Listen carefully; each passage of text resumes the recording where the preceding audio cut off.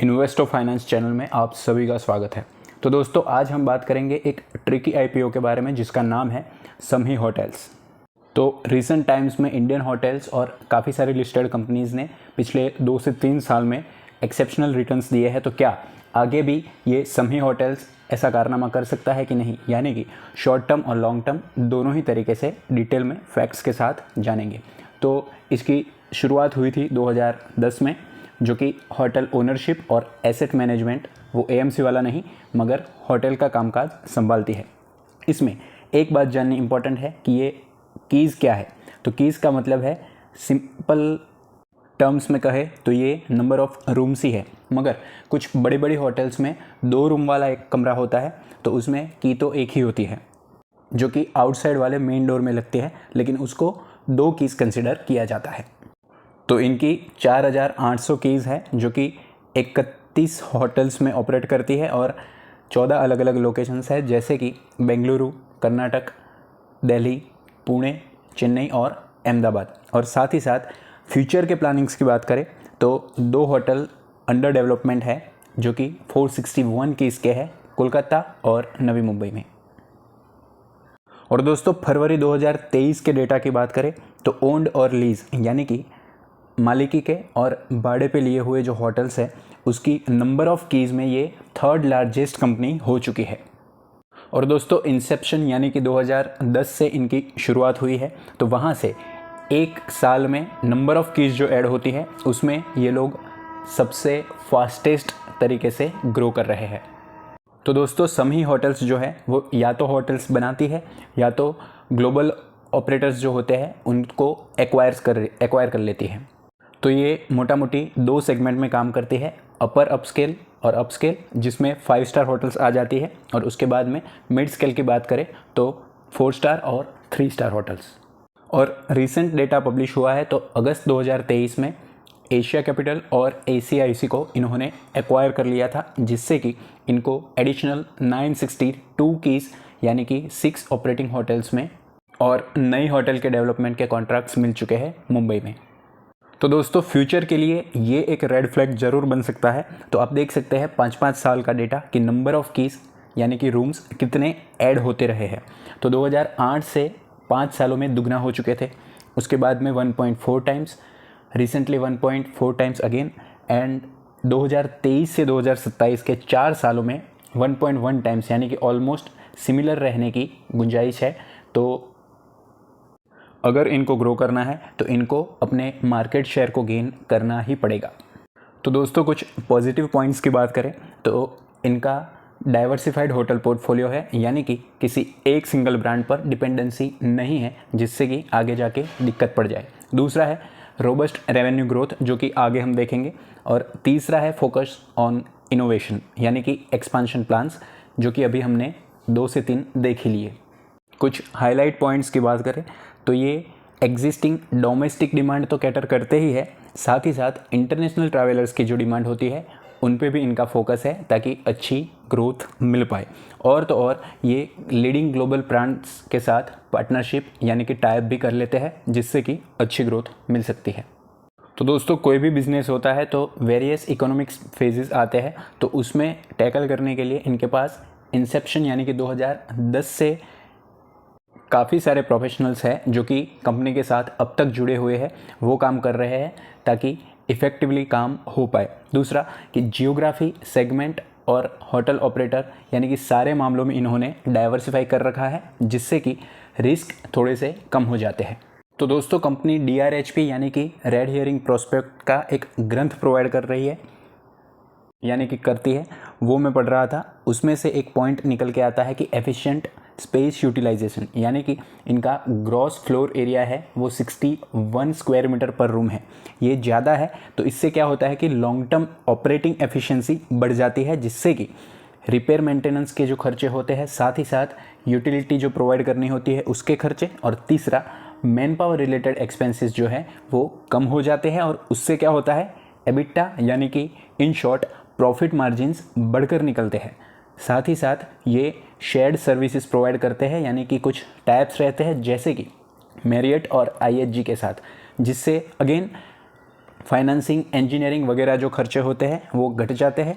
और तीसरा पॉइंट कि lowest staffing ratio amongst peer, यानी कि स्टाफ जो प्रोवाइड करते हैं वो ऊपर वाले 2 पॉइंट की वजह से कम प्रोवाइड करने पड़ते हैं। उससे क्या होता है कि इंडस्ट्री की जो एवरेज होती है वो सारे मामलों में इनके पोर्टफोलियो का जो रेट होता है वो कम निकल कर आना चाहिए, जो कि सब में कम आप देख सकते हैं। In short, same efficiency provide करने के लिए कम स्टाफ की ज़रूरत पड़ती है, ये आप इस डेटा से देख सकते हैं। तो ये है दोस्तों प्रॉफिट एंड लॉस का डेटा।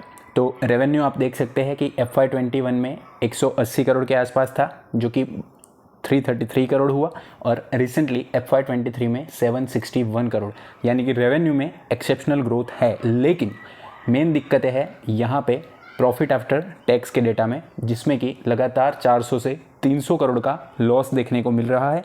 साथ ही साथ रिजर्व्स जो है वो नेगेटिव टर्म्स में बढ़ते जा रहे हैं, जो कि रेड फ्लैग है। और तो और बोरोइंग्स जो है, यानी कि कर्जा ये जो लेते हैं उसमें भी लगातार बढ़ोतरी देखने को मिल रही है, जो कि आप यहाँ पे नोट कर सकते हैं। और इस साल में 2800 करोड़ के कर्जे से कंपनी परेशान है। तो क्या ये दिक्कतें जाएगी, वो आगे के पॉइंट्स में देखते हैं। उससे पहले कुछ रिस्क फैक्टर्स को नोट कर लेते हैं। तो लॉस मेकिंग कंपनी है वो हमने देख ही लिया। रॉ मटेरियल प्रोक्योरमेंट, यानी कि कच्चा माल जो होता है उसके लिए दिक्कतें आ सकती है अगर लॉन्ग टर्म एग्रीमेंट्स किसी के साथ होते हैं, उसमें दिक्कतें आ जाए। और तो और इनकी जो इंडस्ट्री है, हॉस्पिटैलिटी इंडस्ट्री, उसमें भी फ्लक्चुएशंस आते रहते हैं, जिसकी एडवर्स इफेक्ट पड़ सकती है। और चौथा पॉइंट की रीजनल मार्केट डिपेंडेंसी, यानी कि हमने देखा कि 14 डिफरेंट सिटीज़ में है, लेकिन एक डोमेस्टिक डाइवर्सिफिकेशन जो होना चाहिए वो नहीं है, उसकी वजह से भी रिस्क है। पांचवा पॉइंट की डेट लेवल्स, यानी कि कर्जा तो हमने देख ही लिया। साथ ही साथ कंपटीशन में कैसा है कि एंट्री बैरियर्स जो होते हैं वो इसमें कम है। इसका मतलब ये हुआ कि कोई भी नया एंट्रेंट अगर आता है तो वो मार्केट शेयर को अफेक्ट कर सकता है। और इसमें जैसे कि कुछ स्पेशलिटी केमिकल्स कंपनी में एंट्री बैरियर हाई होते हैं, तो कोई भी एरा गैरा आ नहीं पाता है, वो दिक्कतें इनमें बढ़ जाती हैं क्योंकि एंट्री बैरियर्स जो है वो लो है। तो दोस्तों IPO के प्राइस बैंड की बात करें तो 119 से 126 पर इक्विटी शेयर है।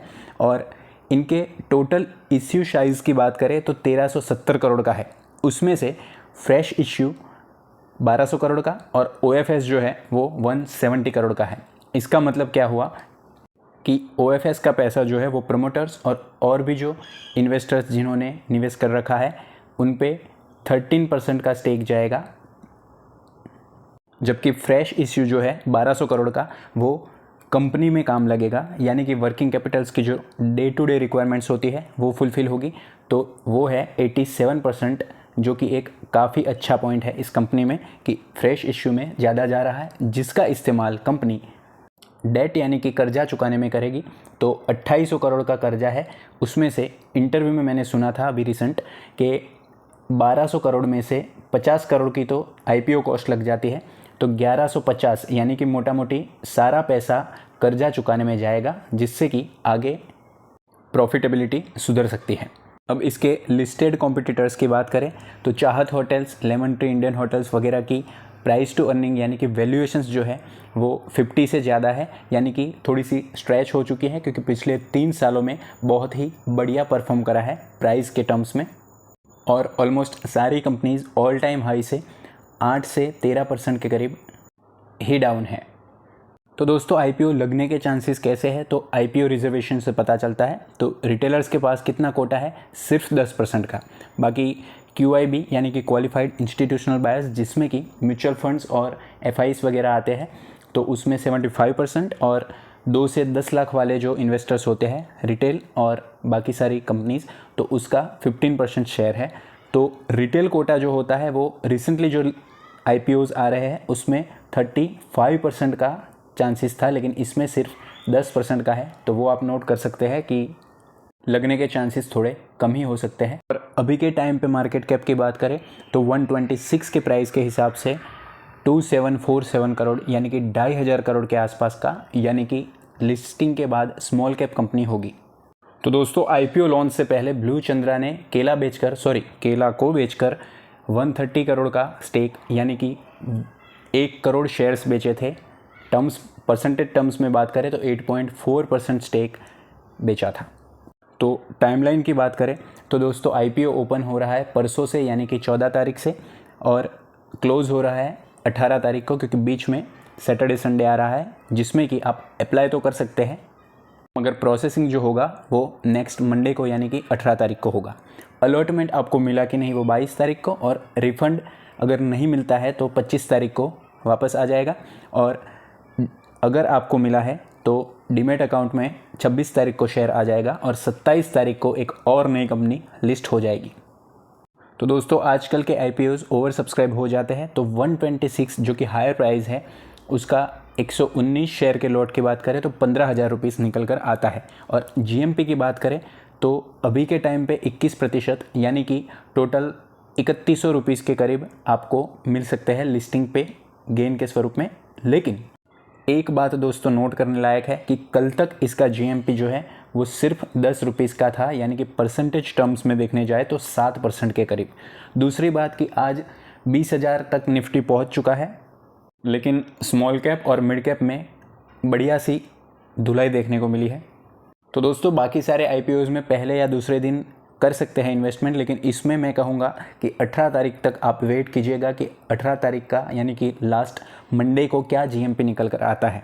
20% के करीब रहता है, तो आप चांस ले सकते हैं जो कि रिस्की इन्वेस्टर्स है, साथ ही साथ जो इनिशियल मूवमेंट को ट्रैक कर सकते हैं स्टॉप लॉस के साथ, तो वो भी निवेश कर सकते हैं। तो आप देख सकते हैं कि होटल इंडस्ट्री में काफ़ी सारी कंपनीज़ का एक से ज़्यादा का डेट टू इक्विटी रेशियो है, जो कि सभी होटल्स को मैनेज करना ही होगा। और 3 साल के रिटर्न्स आप देख सकते हैं एक्सेप्शनल निकल कर आए हैं 50 से 60% के CAGR से। और तो और सेल्स ग्रोथ की बात करें तो वो भी बढ़िया है, और सभी होटल्स सबसे ज़्यादा तेज़ गति से ग्रो कर रही है 128% के रिसेंट CAGR से। तो दोस्तों सेल्स में तो कोई दिक्कत नहीं है। ऑपरेटिंग प्रॉफिट भी आप देख सकते हैं कि 150 करोड़ था, उसके बाद में कोविड का इम्पैक्ट अगेन 11 करोड़, और अभी 238 करोड़ का अच्छा सा निकल कर आया है। साथ ही साथ ऑपरेटिंग प्रॉफिट मार्जिन जो है वो सबसे हाईएस्ट 32% के निकल कर आए हैं। दिक्कत कौन दे रहा है? इंटरेस्ट, यानी कि 522 करोड़ का कर्जा, और उस वजह से अभी भी लॉस मेकिंग कंपनी है। तो लॉन्ग टर्म के लिए तो आप थोड़े से 3-4 क्वार्टर्स के रिजल्ट्स को देख सकते हैं, तो क्या सेल्स में हाईएस्ट ग्रोथ के साथ ग्रो करता है कि नहीं, और दूसरा कि डेट यानी कि कर्जा चुकाने के बाद OPM जो है वो मेंटेन रहता है कि नहीं, उसके बाद में आप अपना डिसीजन ले सकते हैं। साथ ही साथ शॉर्ट टर्म की बात करें तो GMP हमने जैसे कहा कि लास्ट डे तक वेट कीजिएगा कि 20% या उससे ऊपर रहता है तो आप शॉर्ट टर्म के लिए यानी कि लिस्टिंग गेंस लेने के लिए निवेश करने का सोच सकते हैं। क्योंकि दोस्तों कुछ लोगों के पास निवेश के लिए अमाउंट जो होती है वो भी थोड़ी सी कम होती है, तो RR काबिल जो कि इससे थोड़ा सा डिसेंट नज़र आता है, और तो और EMS जो कि अगर किसी को लगा है तो लिस्टिंग के एनालिसिस के लिए देख सकते हैं। तो EMS और RR काबिल में इससे भी डिटेल में हमने स्टडी करी है। साथ ही साथ कुछ best stocks to buy now और जियो फाइनेंस और डीमार्ट की डिटेल स्टडी अपलोड हो चुकी है, और ये एक ही वीडियो डिटेल स्टडी जो है उसमें 16 अलग अलग कंपनीज़ के डिटेल्ड एनालिसिस अपलोड हो चुके हैं। तो वो प्लेलिस्ट सेक्शन में आप चेक कर सकते हैं, और ऊपर आई बटन पे भी मैं लिंक दे दूंगा। तो वीडियो पसंद आता है तो लाइक कीजिएगा, अपने दोस्तों के साथ शेयर करना ना भूलें, और बेल आइकन ऑन करके सब्सक्राइब बटन को तोड़ दीजिए। Happy investing.